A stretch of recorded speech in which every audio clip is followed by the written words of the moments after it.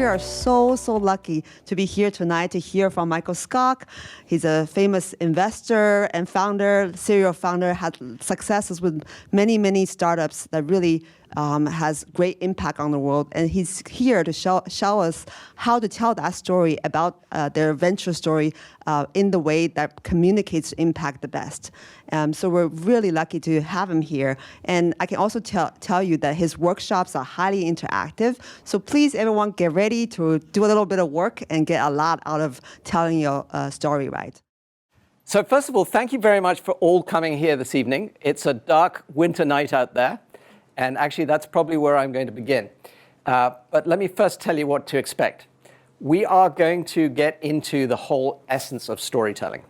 And of course, the most boring thing I could possibly do is give you a lecture about telling stories. So I'm going to start by telling a story. So with that, I'd like to dim the lights. Just turn them off. So if I could tell any story for any reason, it would always be for the same reason. I hope to touch you and to make sure you feel something in you that makes you believe in something that you want to do for your reasons. So how do we do that? That's really what this is all about, mastering the art of moving people to action through strategic narrative design. That's a lot of words. Let's actually see how it works in practice. First of all, let me set the stage. This founder, and it's a true story, by the way, or at least based on a true story, dramatized a little, came from outside the US on a student visa, came to Harvard, and was looking to build a business. But this was their family savings. It was so important to them that they had given up everything else, and the family was literally betting on them becoming the future of the family. They would send money home, for example, just to keep their family afloat. So this was really important to this founder. And with that, many years of work went into her process of building her venture. And it was a very exciting venture. Here's the good news. She had a stage. She stepped up to that stage. She'd prepared for months. Her technology was outstanding, a genuine breakthrough, something we don't see very often. And her team was full of world-class experts who not only knew the subject, but in many instances were considered the subject matter experts in the field. So all the things that were set for success and the opportunity she was addressing, while initially looking like it was a little small, quickly turned into something very big because she realized that this was a technology that could be applied in many different ways. And particularly when AI came along, it gave her a massive opportunity to expand and to also move very fast. That's the good news.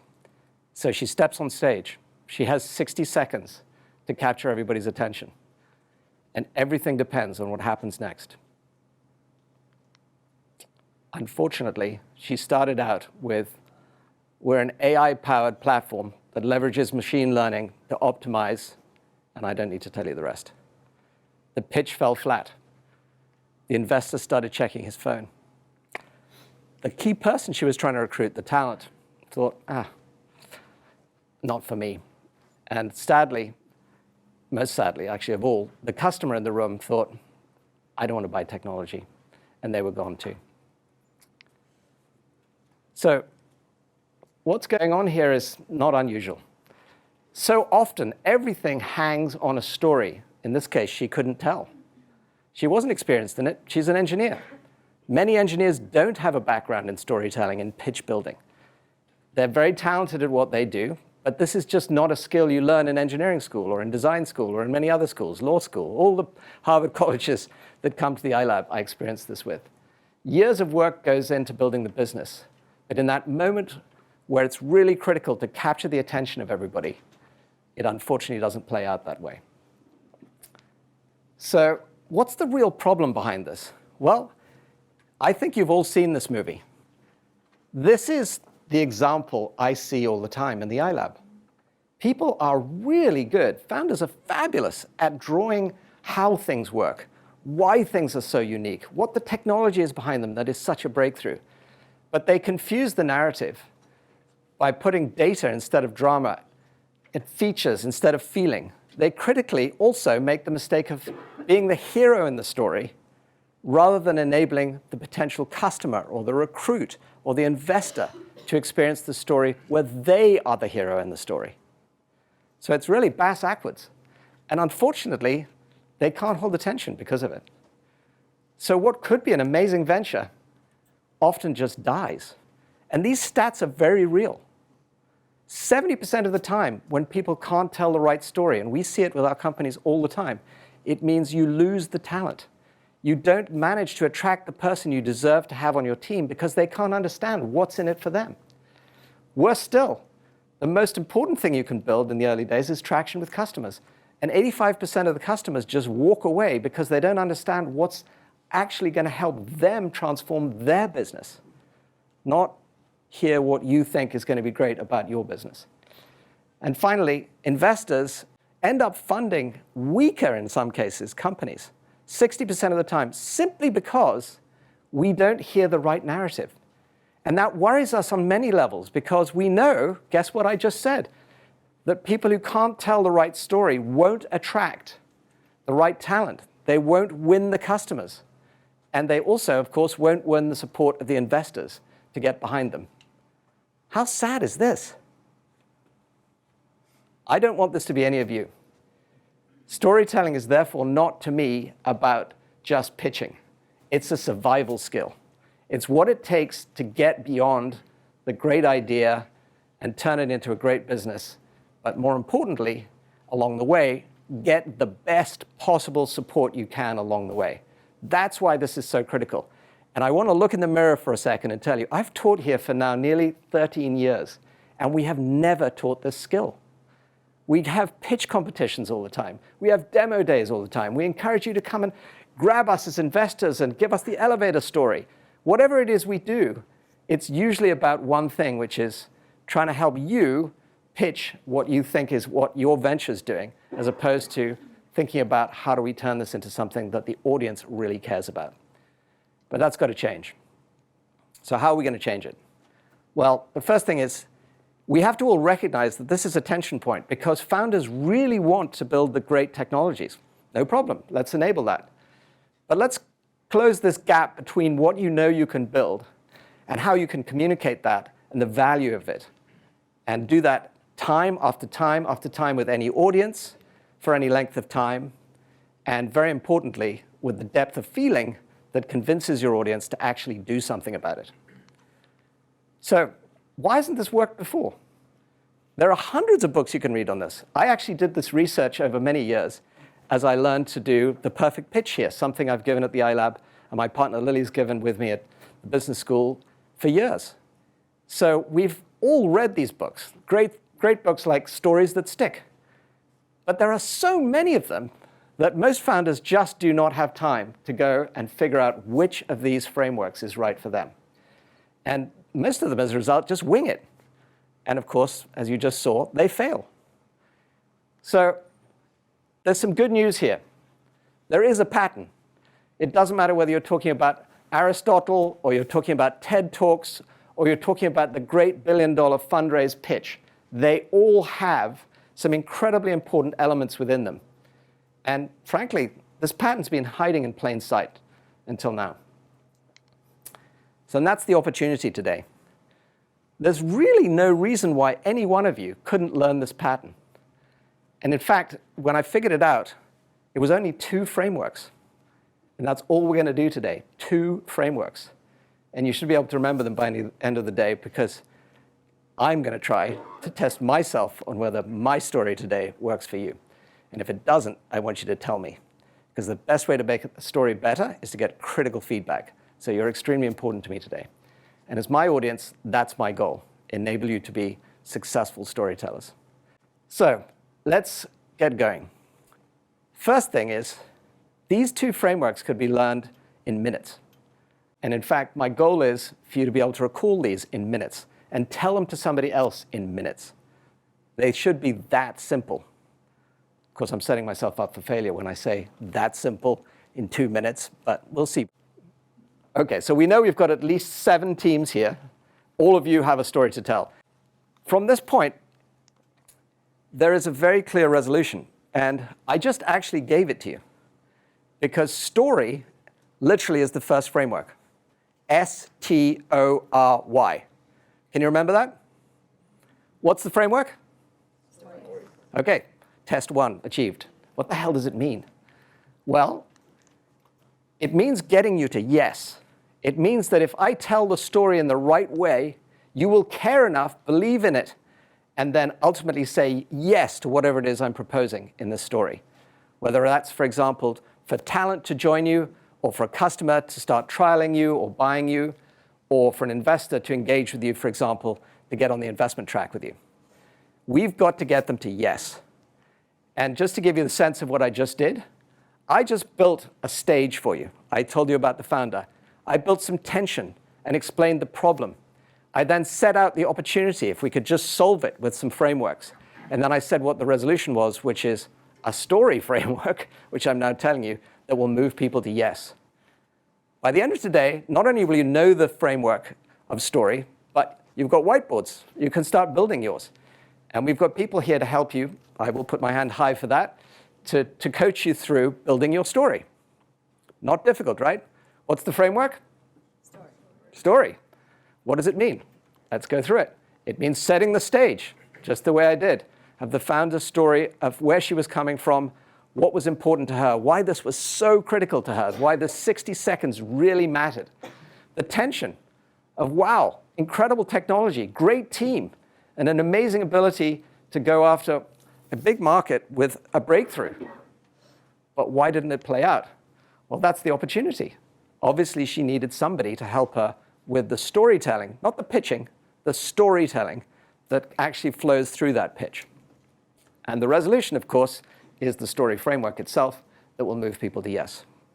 S-T-O-R-Y. It's just not that complicated. Great. So, thank you for listening.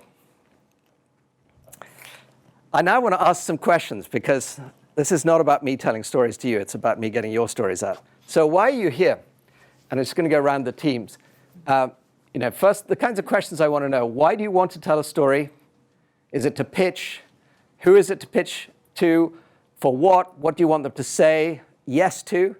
And how do you get them to yes with your story is where we will go after this. But let me just get straight to it. Okay, Kuljit, tell me a little bit about Classy AI and why you're here today and what it is that brings you to the workshop. I'm building Classy AI because I've seen firsthand the way that AI tools today are failing students. They give answers, but they don't build understanding. Students are losing their ability to reason, and universities are having academic integrity crisis. Students don't need another answer generating machine. They need something that teaches them how to generate answers, and that's why I'm building Classy AI. It's an ethical AI learning companion that meets students where they are and guides them through the learning process and doesn't just give them an answer. It strengthens reasoning instead of replacing it. I think you did a fantastic job. Now, the question is, are you pitching or are you telling a story? I think I'm pitching. Okay. So you have a pitch. That's great. By the end of this evening, I'd be shocked if you didn't. We have to turn that into a story. Who is this story for? Who do you need to tell this story to? Students. Okay. And what do you want the students to do? What's the action you want them to take? What do you want them to say yes to if they believe in your story? Commit to the hard work of actually learning. Okay, so commit to learning. What a great, noble cause. I'm going to have to use your platform, I can tell. Great. So, and I think we've got all the key elements out there. Great. Thank you very much. So thank you, Kuljit. And by the way, I want to applaud our students for doing this. This is not easy, just coming in and being cold called and jumping up and being asked to tell a story. I won't cold call the next person. I just want to give somebody a chance to speak. So which of the other teams would like to share their who, what, why, when, and what moves them to yes? Go ahead. So my name is Miruna, and I want to tell a story because I want to bridge the gap in college access. And to whom? And to investors, to make them believe that they can actually make money while bridging educational gaps. So social impact for good can actually make money. And I want them to say yes to me. Yeah, I'm the right person to do this. You want them to say yes to you, which is great. So yes to you. Thank you, Marina. And just remember, your venture name is called Advanced Link, right? Great. So one of the things I want to share is we've got two great investors here, and I want to make sure that they're able to participate this evening. Whenever anybody asks an investor question, I'm not here as an investor today. I'm here as your mentor and supporter and trying to help you get your venture out. Yes, I've been an investor for whatever, too long, 23, whatever it is, years. But I'm not here in that role today. So I'd like to introduce Lily, who's my partner and actually now looks after _VC and runs the firm. So I'd like Lily to answer the question of, what does it take, Lily, for you to get to yes? What makes you say yes to the person? Hi, everyone. Nice to meet you. The thing that gets us to a yes, the most important thing is the team. And the thing on the team is I need to understand why you. Why are you uniquely qualified or well-positioned or more passionate than anybody else to go after this and make it a reality? Because it's never been easier to start a company than it is right now in some ways. And so I have to get to conviction that this is the team that's going to be the one who can make it a reality. So for me, it's very, very people and team driven. And so what I'm looking for is the why you in your story. And is there a particular attribute? Like if somebody came to you and said, I think I've got the only perspective on this, is that a unique insight that you're looking for, or is it a particular experience they've had? What is it that says, okay, this person over the other person? We typically break it down into a couple of attributes. And it's interesting. I would say if you had asked me that a couple of years ago, I'd say, what was it in your experience or your very specific domain expertise? So have you been building in this industry for a very long time and that's earned you a unique insight? I think that's still somewhat true in certain industries. But nowadays, I actually think there's some raw attributes that you can have that actually help sort of distinguish those who excel versus those who don't. One that we look for is aptitude, which is pace of learning. I actually think now in today's environment, that's one of the most important attributes that we look for, which is how quickly are you learning and how quickly are you applying the things that you're learning to your venture and to your progress. The other one is attitude, which is sort of, do you have this deep grit and sort of determination. One of my partners the other day used to rip a hole out of the sky. And it's just like such a powerful visual of like, that's the attitude you have of like, I need to go solve this problem. I can't sleep until I do. The other one is ability. So what is it in your background that shows evidence that you'll be able to go after this and do it successfully? So whether you've worked in this industry or you've done a gazillion interviews in this space or whatever it might be, but what in your background shows that you have this entrepreneurial spirit and can execute? One of the other ones is authenticity. So are you self-aware? Do you know yourself? Do you know what you're good at? Do you know what you're weak at? And what do you need to be surrounded by? And so how well do you know yourself? And then the last one is what we call attractor. So can you attract great people around you? And actually the storytelling piece of this is super powerful, which is, can you attract a co-founder or that early hire or that early customer or that early advisor? So do you have the ability to tell the story to get people excited? So those are the things we look for. So thank you, Lily. We as a team sat down for many years, discussed what are these 5 A's, but they've evolved and they continuously change. And people, for example, bring up different things. But one thing that has never changed, and I'm going to quote this now, is when we meet somebody who is literally willing to rip a hole in the sky. And why I love something like that as a phrase is it's visual, it's visceral, it makes you think differently. It makes you feel like, wow, what is this person going to do to make a dent in the universe, was the other classic phrase. Those expressions are what are so important. So, for example, when Maruna, you go out to pitch investors and tell your story, don't be nicely guarded about what it is you're thinking about doing. Listen to what they are looking for. Not every investor is going to look for that, but if you were pitching Lily, you now know it. And you can go figure out how you address these things, which obviously I know I've worked with you before. You have a lot of these attributes, which is great. But you can give her what she's looking for to feel convinced that she should work with you, that you can get her to a yes. Does that make sense? That's what storytelling is all about. It's not about, if you notice, Lily didn't mention anything about the company or what you do, or she even made the point about experiences becoming less important because there's many different ways to gain experience today. But if you're the kind of person that's willing to go change the world, you can do what you need to do to move an investor to yes. So I've already given you the story arc. And you, I'm sure, have all heard this, but the arc of a story is basically how it starts at the beginning, and it takes you on this journey all the way to the place where, hopefully, as we achieve what we are looking for, people say yes to whatever it is you're offering, or whatever it is you're asking, whether you're trying to get students to learn, or whether you're trying to get investors to invest. There's a yes in every story. And let me make sure you know this. If you don't have a yes, why are you telling the story? I mean, sure, maybe you're in the entertainment business, but not here at the iLab or at HBS. We're in the business of trying to help you get your venture off the ground. So you better have a yes. So today, we're going to talk a lot about this too. What does that mean? And that's where the second framework comes in. So let me keep going. Now, those of you who have whiteboards, I will say the best thing you can do is start to visualize your whiteboard as this arc. And I particularly put it on a photograph as a background for a reason, which is this is a journey. And we want you to think about your journey, about how are you going to move the audience, not you, remember the audience is the hero, through this journey so that they feel like they can see what matters and what the opportunity is and where there's a real big tension point. And by the way, that's the big one, is how do you build enough tension people want to listen to you? Hopefully I gave you a little bit of a sense of that with my opening. And then obviously you can introduce your resolution. You cannot, by the way, and this is the most important thing I wanted to point out here, you cannot skip the steps. If you go, for example, from building the stage to saying what the answer is and the resolution, you just blew up the number one thing in storytelling, which is there's a road. You don't just leap over things. And if you do, you'll suffer the consequences. You'll lose your audience. You'll lose the moment. You'll lose the ability to move them to yes.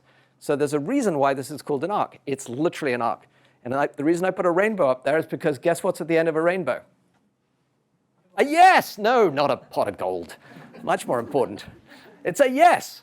All right, so here we go. Let's get into this workshop now. Next thing I want to do is to understand what the yes is, and that's where the second framework comes in. This is the ABC framework. Why ABC? Because it's that simple. So you haven't forgotten the first framework, I hope. What is it? Story. OK, good. We're doing well.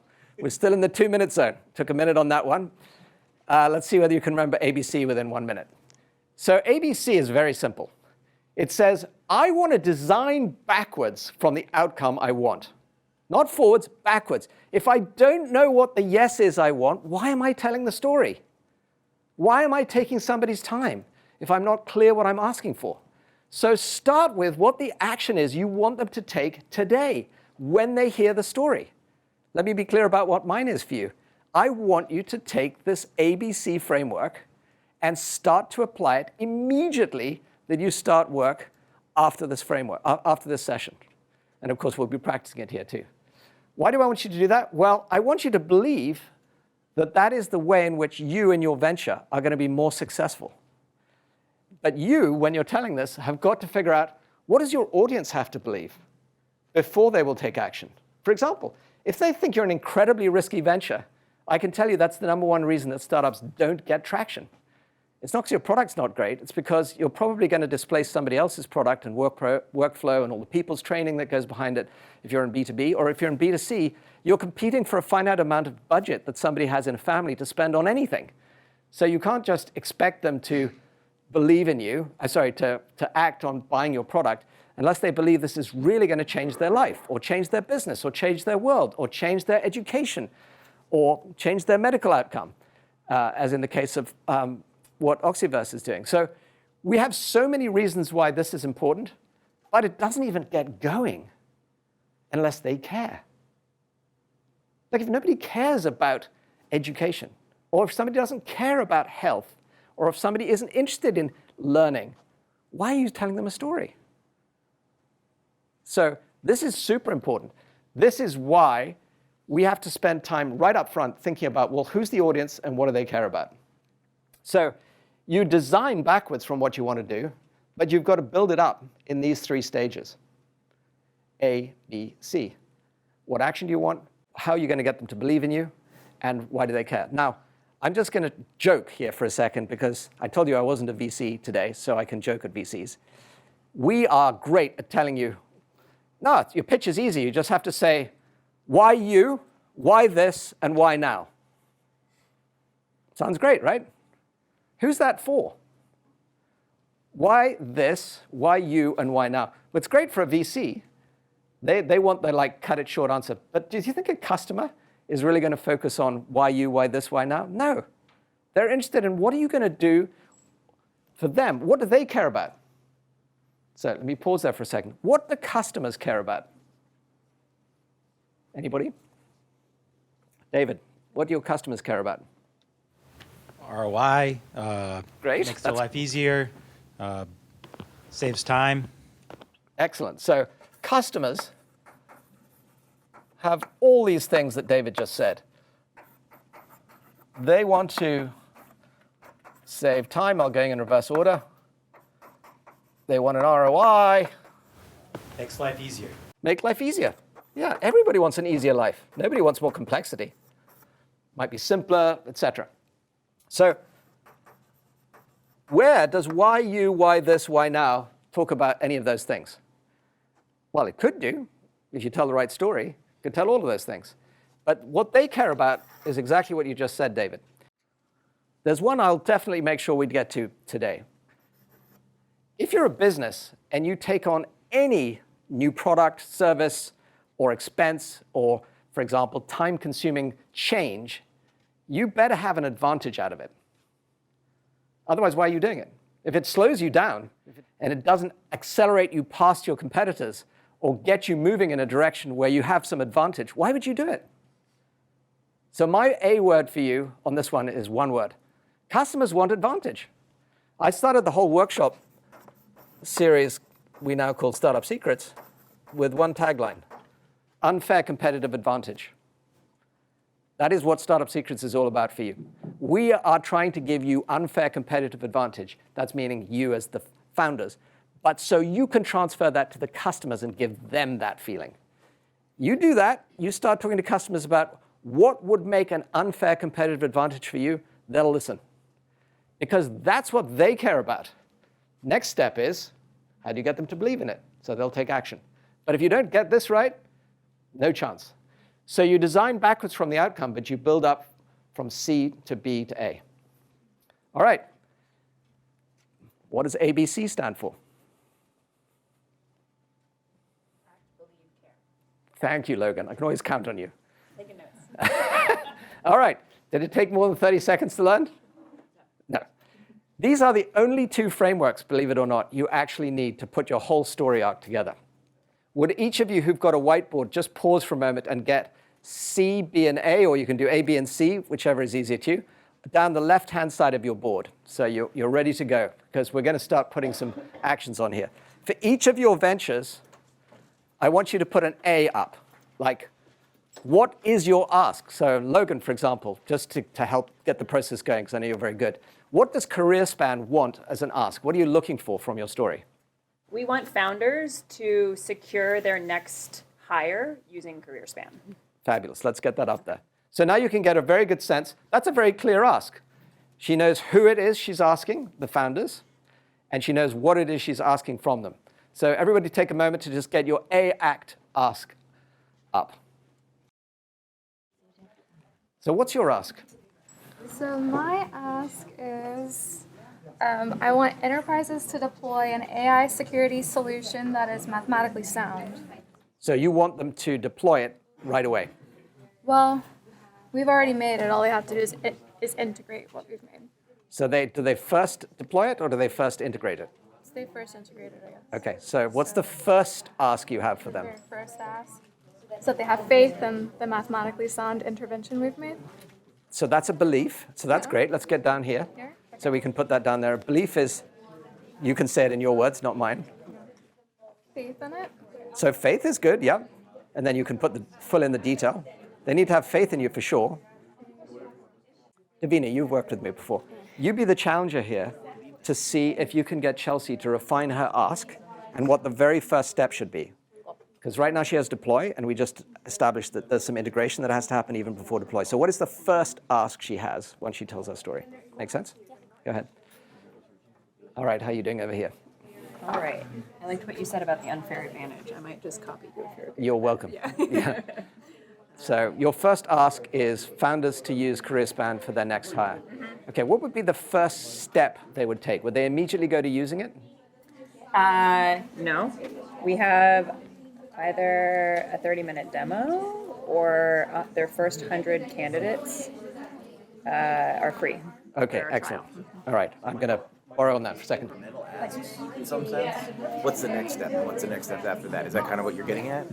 And your name is? Adam. Adam, yeah, great question. So Adam just asked me a great question. You carry on if you want, but I'm going to talk to the broader audience. He asked me a great question, and it's come up a few times.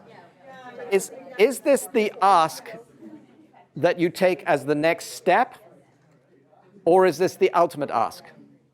You could make it either, but you need to know at the end of the story that they're going to take that action, they're going to move on it, and if it's a very big leap, like for example, I challenged Chelsea, she said she wanted enterprises to deploy her solution right away.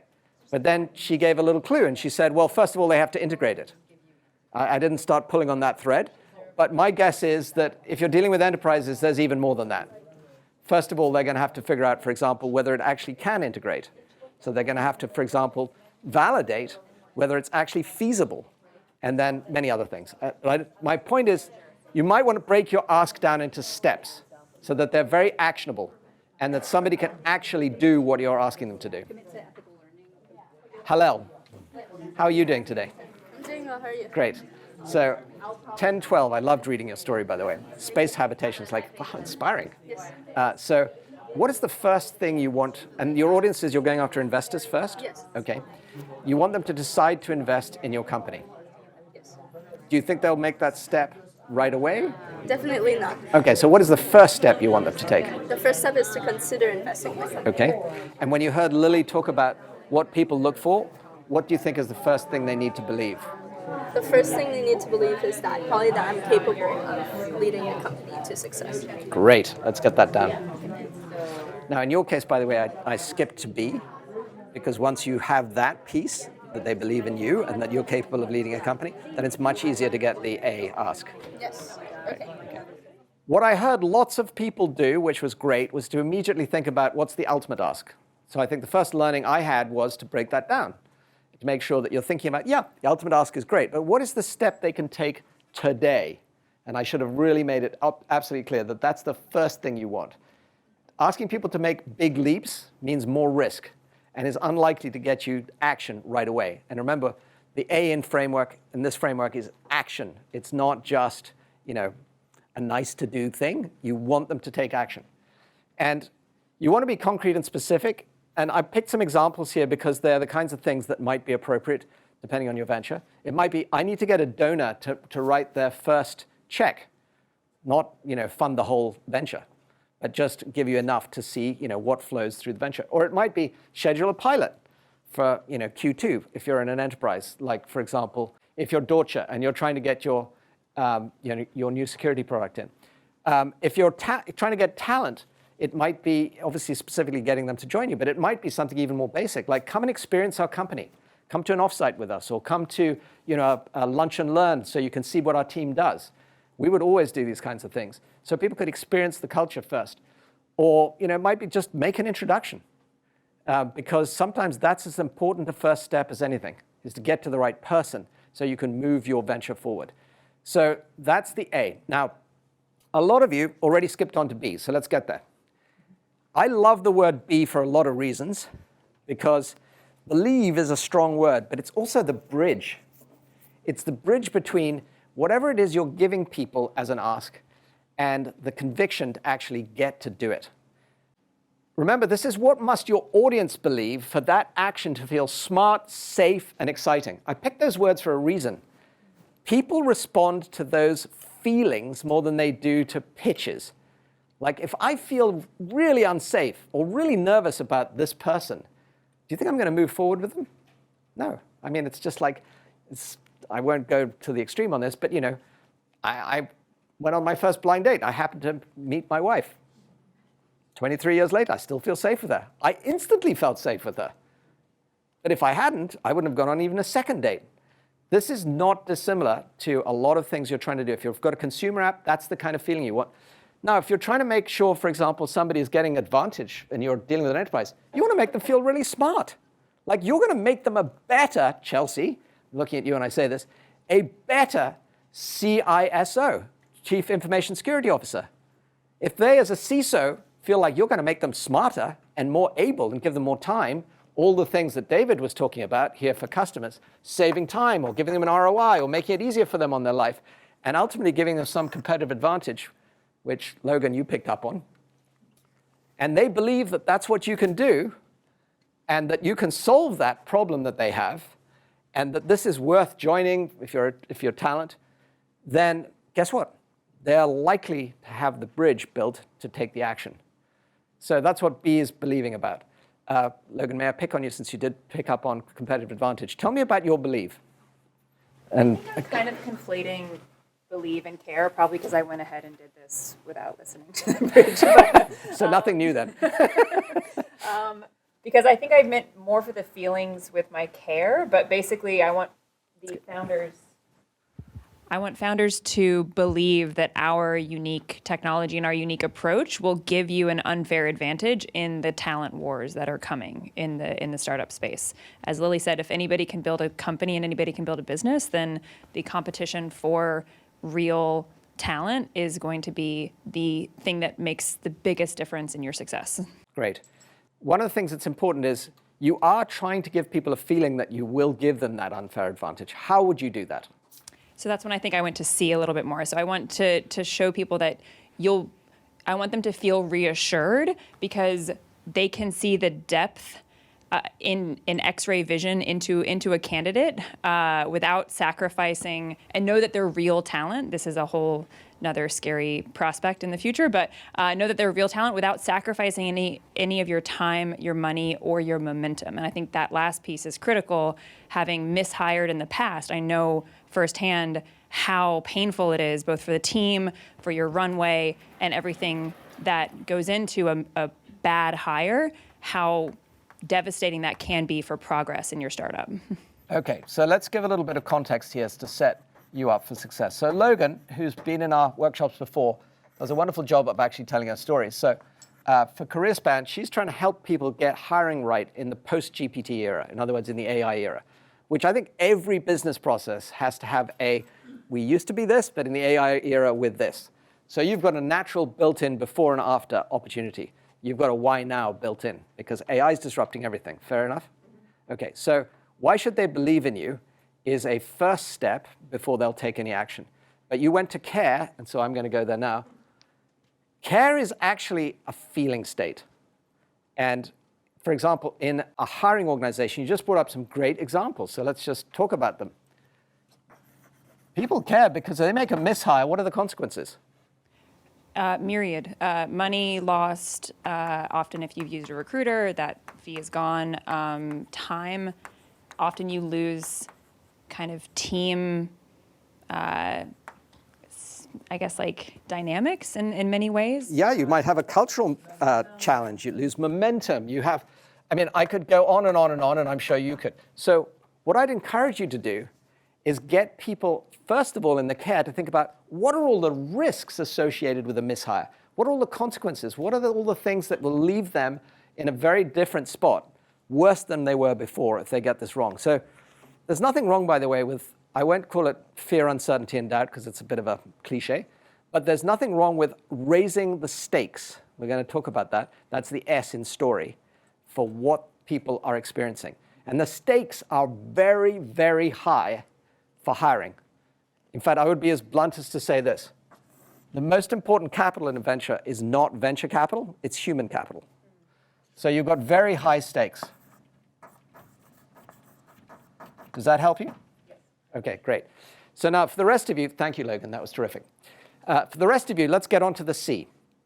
The C is this care that why this really matters, not to you, the founder, but to them. Super important you make that switch. Once you understand that, The most important thing to understand is, why do they care? What keeps them up at night? What would make them feel like the hero in this story that you're telling? And what future are they trying to create? And what is that you're going to bring them that gives them a feeling like you might actually get them there? That's the belief part. But in the care part, they've really got to actually feel like, okay, this is going to make a difference. Now, because Harvard has very, very funny set of stories about this, the number one set of apps that have failed in all of our classes and stories and everything else are what? Dating apps. Don't bring us a dating app, because it's a very tough sell. But actually, people really care about finding their date and finding the right person, which is why there are so many dating apps and why we get them over and over again. But I'm actually going to skip that point and make the key thing, which is people need to care as much as they do about finding the right date. That's the visceral reaction you want. They've got to feel like, wow, you are coming to me as a potential match for me in my business. And if I make a decision to work with you, it's probably going to be significant if I'm an enterprise, or even if it's an individual. Just taking some time out of my day to download an app, whatever the app is, and actually use it and try it and spend some money on it, that's meaningful to me. So do I really want to do that unless I feel like you are understanding my world, understanding what I'm experiencing as pain, and you're showing me that you care enough to help me? But that's all got to come from their perspective, not yours. Okay, let's spend 2 more minutes to finish off your ABCs, and I'll walk around. And anybody who wants to raise their hand to get some extra help, please just raise it. I'll come over and help. Yes, I think my C is AI can generate more attacks than engineers can keep up with. So your current security team is not necessarily well-versed in AI. And so they're having to teach themselves as fast as possible, but they can't keep up. And so what Dorcha does is that we have already created... Okay, I'm going to pause you. So you have fallen into a pitch. I have. Yeah, but it's okay. Everybody does this. This is our fault. We're supposed to be here to help you get beyond that. Yeah. So why do people even care about security? Well, for example, we can use Stripe. So when you're at Stripe and you're a security engineer, you're having to secure payments. No, I'm going to go all the way back. Why do people, like if I attack your house, do you care? Yes, of course. Why? Because I don't want any of my things stolen. Okay, so that's the emotion we're looking for in care. Yeah. The emotion is you want to keep somebody or their business safe. So you want to keep AI... No, it's nothing to do with AI. No? Forget the technology. Okay. This is a story you're telling. Your pitch is going to be easy. Yeah. You've got amazing technology. I'm sure I can tell you're an amazing entrepreneur. The question is, why do people care? Like, just think about that for a second. Why do people care about feeling they are secure? Yes. It's the most fundamental human need. Nobody I know doesn't want to feel secure. Yeah. Personally, and in a business, and in work, and in the things they're doing. Try crafting your C as something people care about that keeps them safe. And then you can go on to say, it's getting worse to build tension, so we'll come into that in the story, because AI is causing these attacks to be even faster and more aggressive than they were before. Make sense? Now you're starting to build the tension. I've given you a bit of a clue on your story. Okay. So, Chelsea is building Dorcha, and it's security as a service. And you said for AI. Okay. And I definitely very much appreciate the way Chelsea engaged with me on this. She wrote AI models, actually I'll summarize it. AI is causing security to come on thicker and faster as a problem, because AI is getting more aggressive in the security space with attacks.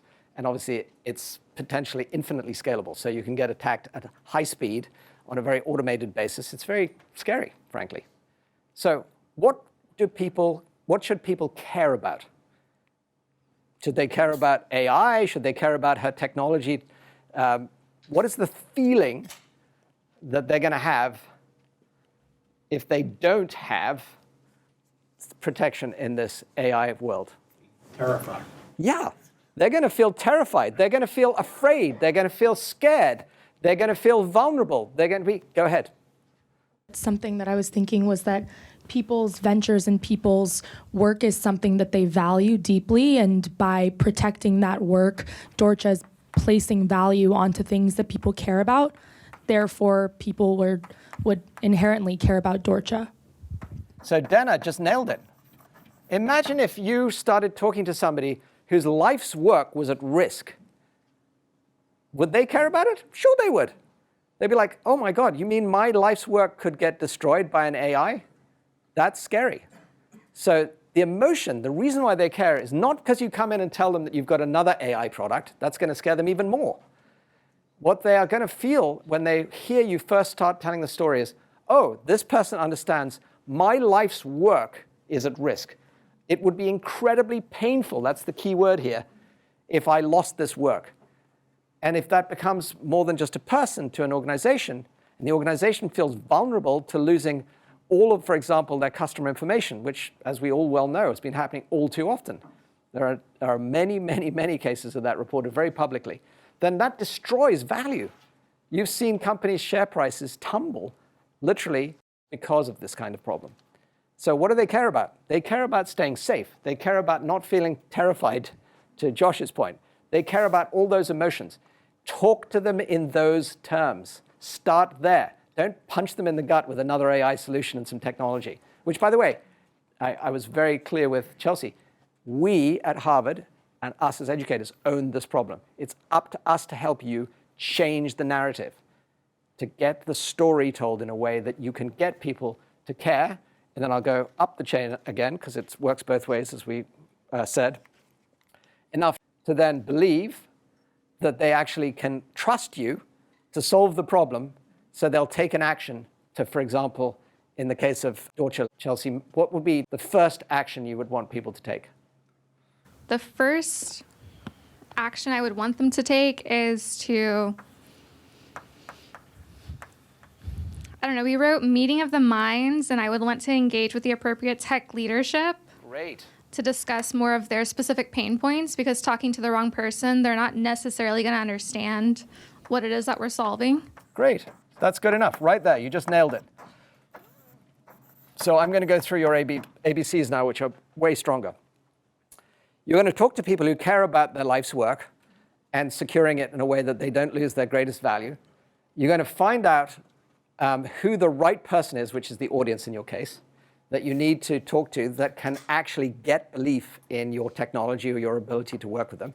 And it's tech to tech in your case. By the way, I was in Symantec for a long time, from zero to, well, $1 billion plus. So I've seen this movie. Your first action, therefore, might be just to get the right introduction. That's it. If they hear that you care and believe enough and you understand their world enough, it could be just an intro to the right person. Because to state the obvious, you don't want your whole beautiful narrative to land on deaf ears because they just don't care. It's not their role. They just aren't the right person. So an introduction is a great first step. Make sense? All right. Well, we just nailed the second framework. And I'm going to now go back with this framework to story, because these two tie together very importantly. So what is the second framework? Act. Second, after that? Believe. You can't have forgotten that quickly. Care. Okay. Do you care? Do you care about this framework? Hands in the air if you care about this framework. All right, good. We're getting somewhere. So I think we've achieved our goal tonight, that you do know two frameworks now. But I want to make sure we integrate them and you can actually finish telling your story. So these two frameworks are like lock and key. They are interlocking. Once you understand what you're trying to get people to do, what the outcome is you want them to do, using the Act, Believe, Care framework, the ABC framework, then you can deliver it in your story framework, building the stakes, the tension, the opportunity, the resolution, and the yes. So simply put, ABC tells you what to say, story tells you how to say it. What to say and how to say it. It's that simple. Now I'm going to show you what that means. It means this. It means that once we figure out, for example, what they care about, that is going to help you build your stage for what's their situation and how you care about it, and the tension. So we had a wonderful conversation over here with Logan, and actually Dorcha's is the same, which is, well, if they really care about keeping the momentum in their business, they're going to care a lot about their hiring. So they're going to have a huge amount of tension about mishiring. Easy. You're already starting to build that capability into your story. B, believe, drives the opportunity and the resolution to it in story. So once you understand what they need and they believe in you, then they'll start to feel like, I understand the opportunity you're presenting me to change my business. And the resolution, when you then presented to them. So I'm now going to introduce Parisa, because Parisa, I have, since the very first moment I met you in the workshop, I can't remember how many months ago, but one of my workshops here, you have made me believe in what you're doing. So I'd love you to tell your belief story in what you're doing and why you think it drives an opportunity. We are building wearable brain monitor for patients in neurocritical condition. Neurocritical conditions. That's what you're doing. Do you think people should care about that? Millions of people. Millions of people are experiencing neurocritical conditions, and you have a product that can help monitor that to avert disaster. Is that a fair summary? Yes. People's lives can be saved. Okay. So I believe that since I first heard it. The thing that you've got to do is now talk about what's the opportunity for that. You need to say, okay, this is an opportunity that affects millions. And then you have to talk about next what the resolution is. I'm not going to do that for you yet. Thank you. For the rest of you, the A we've talked about at length is, okay, how do we get them to act? That's the why in story.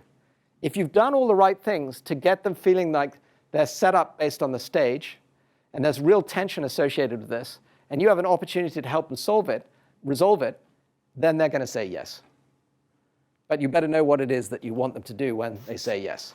And you'll be very, very clear on it, which is what the A is. So let's put it all together. It's not that difficult. It's just the same arc. Stage, opportunity, tension, resolution, and yes. But what drives it is care drives your setup of the stage, and what are the stakes? Are they very high? Or if they're not high, why do they care? If they're really high, they care. If it's their life's work they're going to lose, or if it's a patient they're going to lose, or if it's, for example, their education that's at stake, or if in the case of, actually, Sophia, let me ask, because I don't know, what are the stakes for legit EVI? So the stake is, so if we take as a customer brands, for instance, so we are targeting miscommunication on social media. The brands will, like if influencers that they have, if they say stuff that is not correct relating to the stuff that they sell, basically, they have maybe PR issues or penalties that they have to deal with. Legit EV? Yeah, like evidence. Yeah, evidence. Okay, nice. What they care deeply about is what? To not have PR issues or lose money, basically, from that. Yeah, so their brand and the value of it. I'm translating for you. Because, and are those the right words? Yes. Okay. I can tell you brand value is measured on some balance sheets in the world. How many of you know Coke? All right. How much do you think that brand's worth? They sell sugared water. Let's be clear. That's what they sell. But it's worth billions.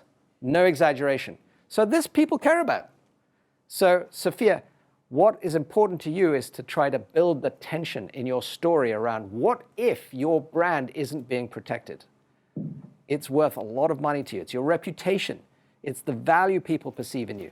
What your brand represents is the trust the customer places in you when they work with you. If that gets broken, then the people you're selling to can't sell to their customers. If you weren't in the customer's compass workshop, we think all the way through, not just to what your customer's doing, but how are they serving their customers. And so take a look at that workshop when it comes up, or you can find it on Startup Secrets. But what it's really about is making sure that you get to solve the problem all the way to the person who actually cares. Like, for example, if you're buying a healthcare product, doesn't matter whether it's a personal healthcare product or it's a supplement, or it's something much more critical like a painkiller, are you going to trust a brand you've never heard of? No, of course you're not. You'd far rather go to the pharma company that you feel, oh, I've used Bayer aspirin forever. Bayer I trust. I mean, it's just basics, right? So what we're talking about is getting those emotions to the fore. And that's what I want you to do when you try to go from care to build the stage and start talking about the opportunity. Does that make sense, Sophia? Yes. Is that helpful? Okay, great. So let's keep going. I'm going to just take a moment to check in. Has anybody not mastered the basics so far of these two frameworks? Because now's the time to be asking questions. And I'm going to put up my grand infogram to answer them. Yes, I had fun making this. I could tell you my story about my story. But the long story about my story is I had fun making this. So to make sure you're really clear on it, we're setting the scene, we're establishing the context with the stage. We're making sure there's some build up to this, just like I started out telling you the story of the founder who came in and failed. That was very upsetting because you heard the stakes were very high. So all the stakes come in here. And stakes are high with security, stakes are high with hiring, stakes are high with education, etc. Would you send your kid to a school that you didn't feel was giving them the right education in today's? Definitely not. That's very high stakes. So then you build up the tension. Well, so why don't you just immediately buy my product? Well, let's talk about the Khan Academy situation, for example. Why do you think Khan Academy was a challenge to start off with? Anybody not know what Khan Academy is? It was basically starting to help kids through tutoring offline, outside of school. I'm dramatically simplifying. It's a threat to teachers.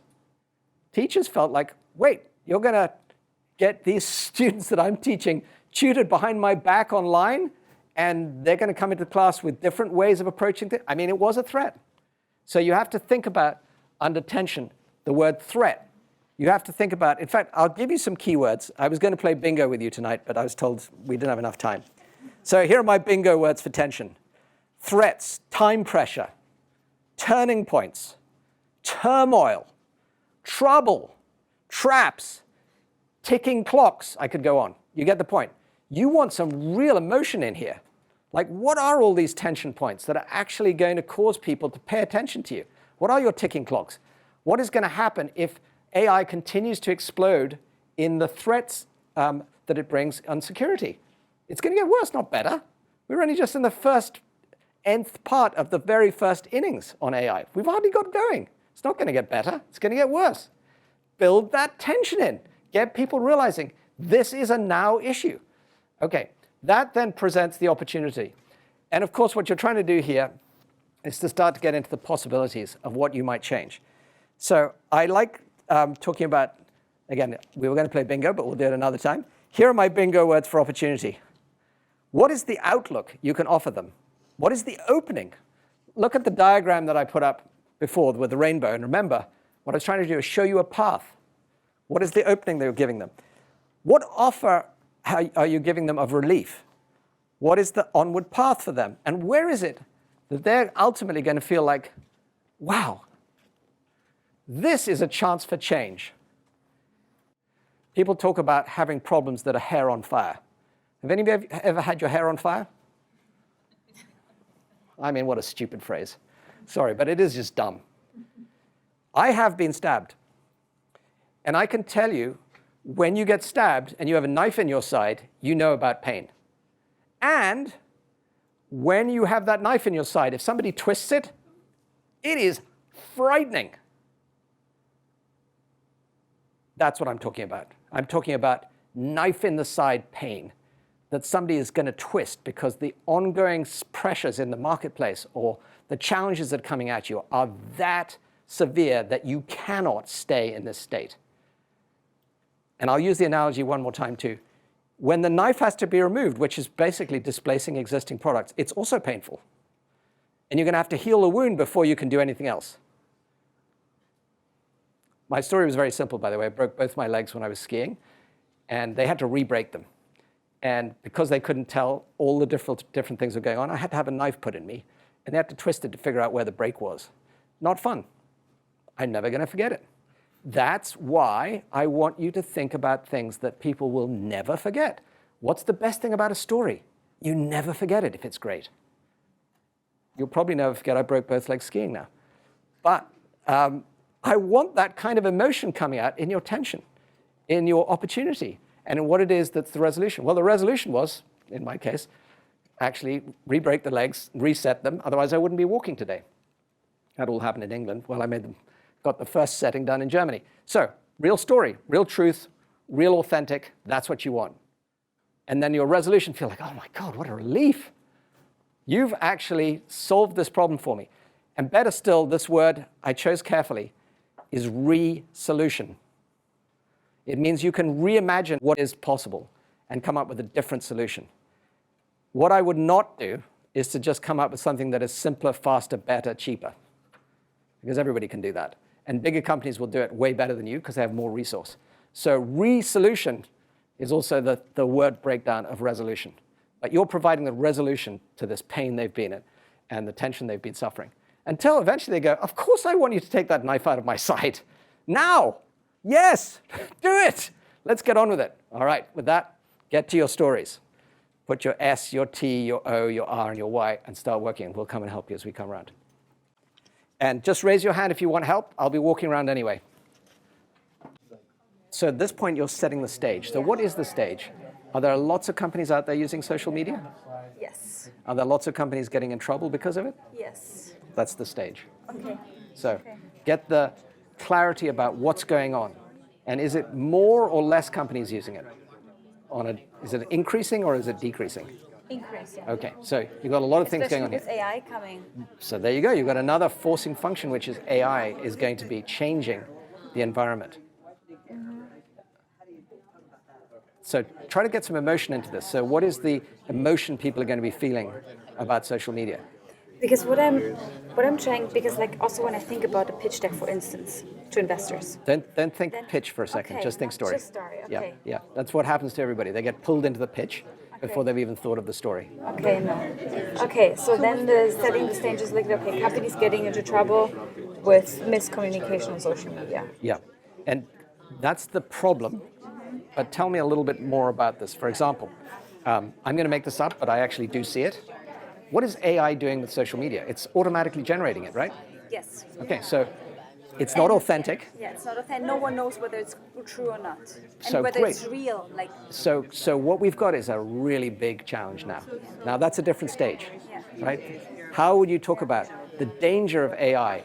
It's generating a lot of the social media. You should find out how much. And is it growing, or is it something people feel safe with? No, they don't even know whether it's true. It's not even verified. Yeah. And then they are beginning to actually experience that as potentially brand damage, which is highly expensive to them. So now becomes your stage setting, and you start building this. Opportunity is actually. Well, go to T first. Remember, you've got to stay in order. Yeah, the T. But so is this the T then? Well, what do you think is the tension? The tension is that they have AI and that they have, like, that AI is creating loads of social media, which might not be correct, and then damages your brand. So that's great. Let's get that down as a threat. It's a really good job. But it's not just AI created social media, but it's also like influencers just pretending, like just. Very good. So influencers is another part of the threat. That might be part of the stage here too. And you have influencers as part of. Misrepresenting your brand. Very good. Now you're getting a really good, powerful stage, and you can then start to talk about what's the threat that comes out of that, or what's the tension that comes out of it. Influencers. Okay, so that's the tension, is your reputational damage. But it's not just that tension. You can think of others. So let me give you another example. Are people going to stop using social media because of this? No. No, that's where we come So in. the tension is they want to keep using it, but they're worried about how it is growing as a threat. That's a tension. I get it. You understand? Yeah. Great. And then why do they care about you? Yeah, so that I have the potential to, or my company has the potential to be a unicorn. On just 2 million? No. Okay, so take it a step at a time. What we want to do is say, for this amount of seed money that you can feel you can believe in me to actually deploy well, I will build some real value. And there are 2 words I'm going to give you: risk and reward. It's the only thing investors care about. For this amount of risk, how much reward and potential upside is there for me? And you want to be constantly reducing the risk and increasing the potential reward. So for this amount of money, you're going to create some real value while reducing risk. Okay, does that make sense? Let's get those down. You can't jump to being a unicorn. Yes. It's just, now, you might put that as your vision, And when we get to pitching to VCs, I'll come back to you. We can talk about that. Yeah. All right.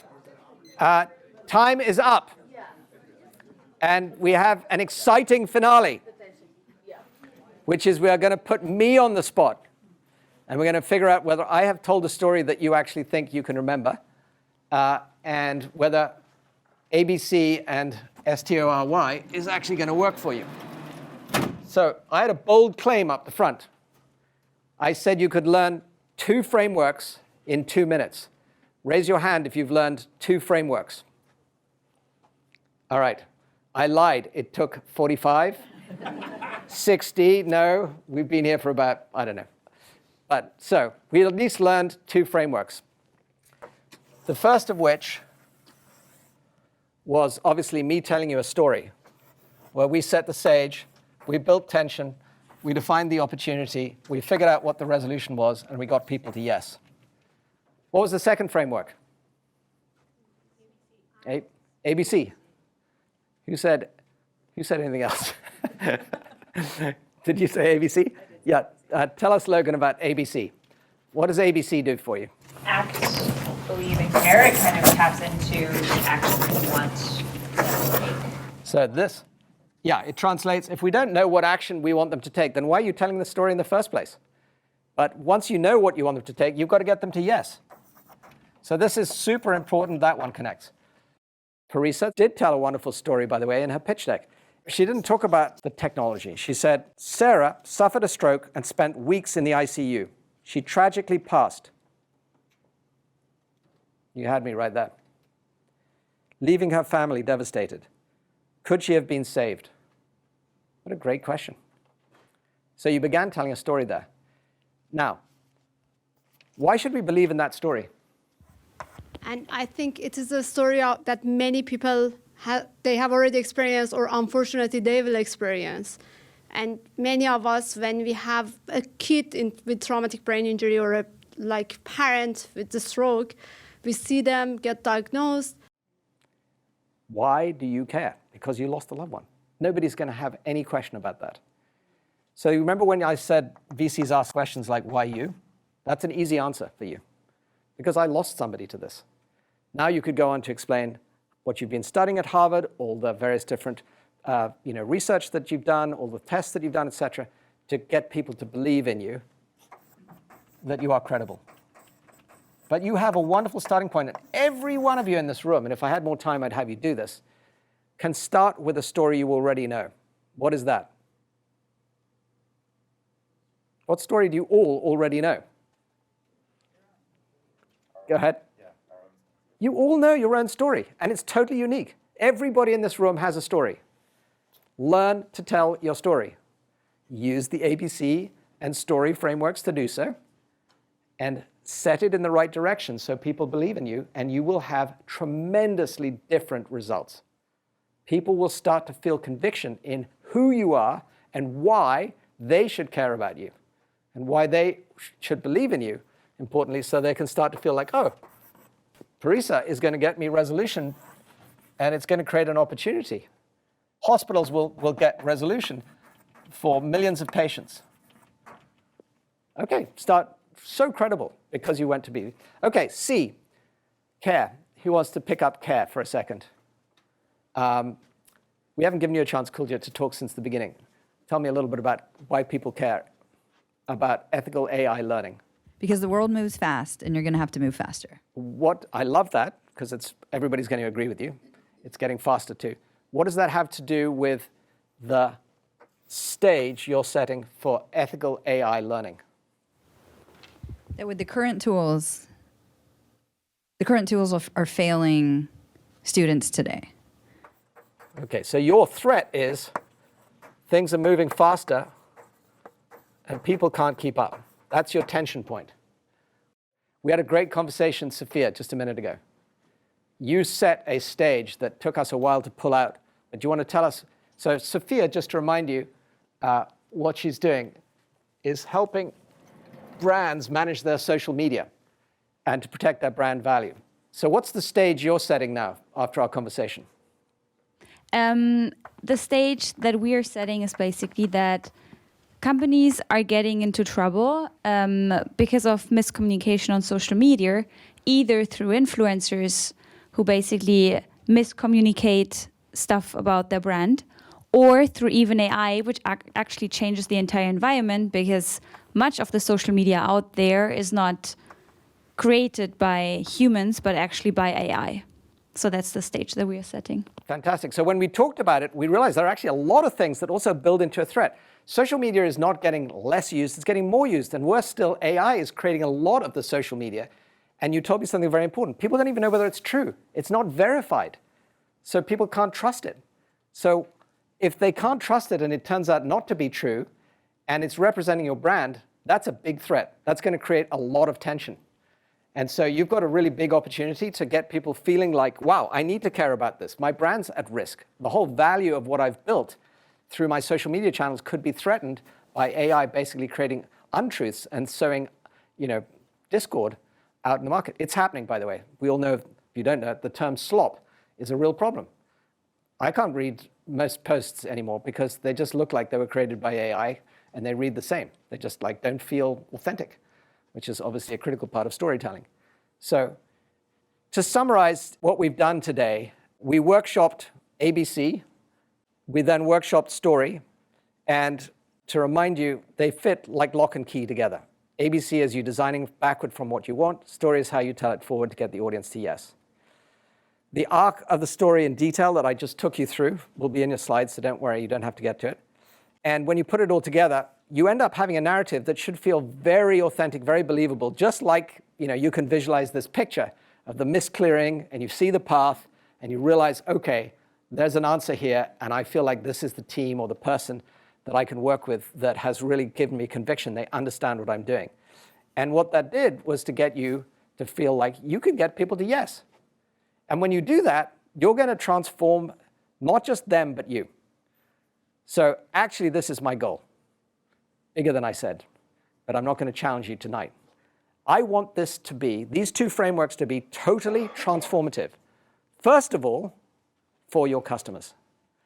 And that, whether that's an investor that you engage, or whether that's a hire that you're trying to make, or it's a partner or a strategic partner, or for example, if you're a two-sided marketplace, like an eBay, if it's a seller, or looking at different kinds of businesses, if it's B2B2C, they're selling on through their customers. We want them to both be able to sell safely to their customers and feel that their brand is protected. These are all transformative things if you do them right. And I'm actually going to challenge you.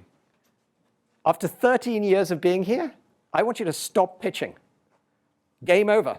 I think we're teaching the wrong thing. Pitching is not the game. That's for baseball.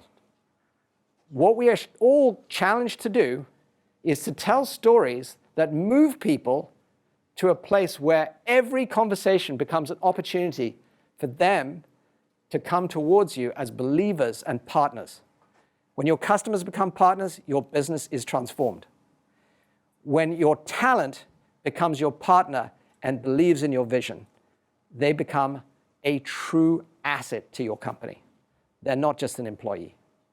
And this applies for investors too. If you want to get me, the investors have left the room, but I will play my investor hat on for a second. If you want to get me to invest in your business, don't tell me what you're going to do. Tell me what you are going to enable, what transformation you will enable for your customers. Because once I understand that, and I can understand how you're going to transform customers and therefore industries, and therefore create tremendous value, I'm in. That's the story I want to hear. So every audience, I only picked 3 today, but it works for everybody. I picked talent, I picked customers, and I picked investors because they all talk to each other, can be transformed by a story plus ABC. And when you master this, everything changes. Talent will not just consider joining, they want in. They want to become part of the story. Customers don't just evaluate you, they lean forward and think about how soon can they get you involved? They're going to get competitive advantage from you. This is fantastic. Now tell me what you do. Different. Investors, I just told you, they won't be just listening. They'll be asking, how can they help? And if they don't tell you that, and they're not giving you that signal, you didn't tell them a story, you pitched them. Get them to the point where they can't wait to help you because they want to write the check and bring the resources around you that's going to enable you to make these transformations. That is game-changing. That's why I hope tonight has convinced you that there is a better way. No more pitches. And to summarize, you have a very, very important role in this. You are not the hero. Game over. Your new role is the guide. Those of you who enjoy these kinds of films, that picture hopefully tells the story for you. You're the guide, not the hero. You are helping people by telling these stories understand how they are going to have a great experience. And you're going to tell it emotionally in a way that it grabs them and it transforms their interest to action. And when that happens, you will change from being somebody who looks unsure, unworthy, and not believable into somebody who can take charge and own your audience. Thank you very much. I really appreciate your time.